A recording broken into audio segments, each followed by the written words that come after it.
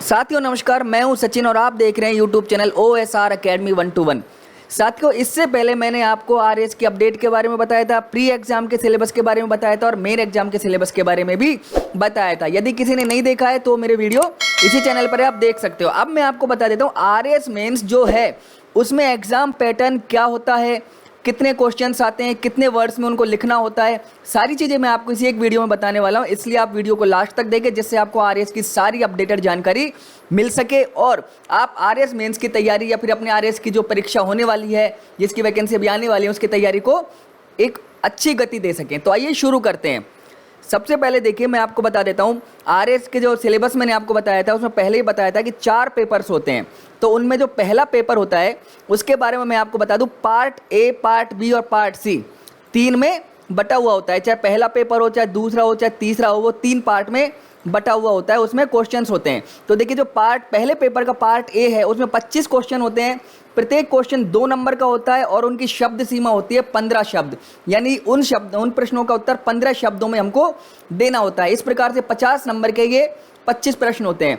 उसके बाद में पार्ट बी में साथियों 16 क्वेश्चन होते हैं और वो 16 क्वेश्चन 5-5 नंबर का प्रत्येक क्वेश्चन होता है। इस प्रकार से उनकी जो वर्ड लिमिट है वो 50 शब्द होती है और 80 नंबर के क्वेश्चन होते हैं। इसके बाद पार्ट सी में साथियों 7 क्वेश्चन होते हैं, 7 क्वेश्चंस, और उनमें प्रत्येक प्रश्न के लिए 10 नंबर निर्धारित होते हैं और इस प्रकार से उनके जो शब्द सीमा है वो 100 शब्दों की होती है। इस प्रकार से सारा मिला के जो पहला पेपर है अपना वो 200 नंबर का यहाँ पर होता है, जो मैंने आपको सारा दिखाया हुआ है। साथियों एक चीज़ मैं आपको बता दूं, शब्दों की सीमा के लिए उसमें जो हमें क्वेश्चन पेपर दिया जाता है उसी में लाइन छोड़ी जाती है, जगह छोड़ी जाती है प्रश्नों का उत्तर लिखने के लिए, और हमें अलग से कोई भी आंसर शीट नहीं दी जाती है। उसी पेपर में हमको उत्तर देकर उनको लौटाना होता है, वो प्रश्न पत्र हमको वापस नहीं मिलता है। इसी प्रकार देखिए, पेपर का जो पार्ट 2 होता है, यानी जो दूसरा पेपर होता है, उसी में पार्ट ए में 15 क्वेश्चन होते हैं।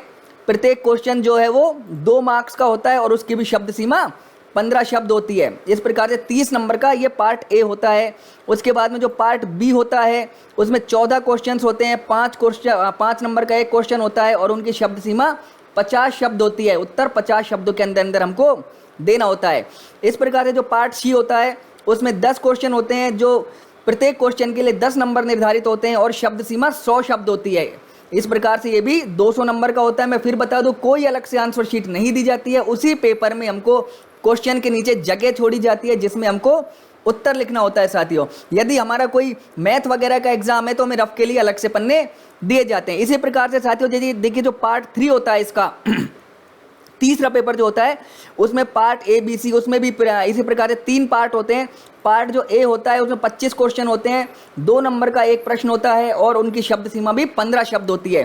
पार्ट बी में 16 प्रश्न होते हैं, 5 नंबर का एक प्रश्न होगा और 50 उसकी शब्द सीमा होती है। और जो पार्ट सी होता है उसमें 7 क्वेश्चन होते हैं और 10 नंबर का एक सवाल होता है और 100 शब्द उसकी सीमा होती है। इस प्रकार से ये भी 200 नंबर का होता है। इसके अलावा साथियों 4th पेपर को मैंने आपको बहुत अच्छे से एक्सप्लेन किया था। यदि किसी ने नहीं देखा है तो मेरा RS मेंस वाला वीडियो वो देख सकता है, उसमें मैंने सारा बताया हुआ है। इसमें भी कि पार्ट ए में क्या है, बी में क्या है, सी में क्या है, वो मैंने सारा बताया हुआ है। मैं आपको बता दूं, जो 4th पेपर होता है वो हिंदी और इंग्लिश का होता है। तो इसमें भी 3 पार्ट होते हैं। पार्ट जो 1 है वो 70 नंबर का होता है, पार्ट जो 2 है वो 80 का और तीसरा 50 का। इस प्रकार से 200 नंबर का पार्ट 4 होता है। मेंस में पूरा 800 नंबर का एग्जाम होता है साथियों।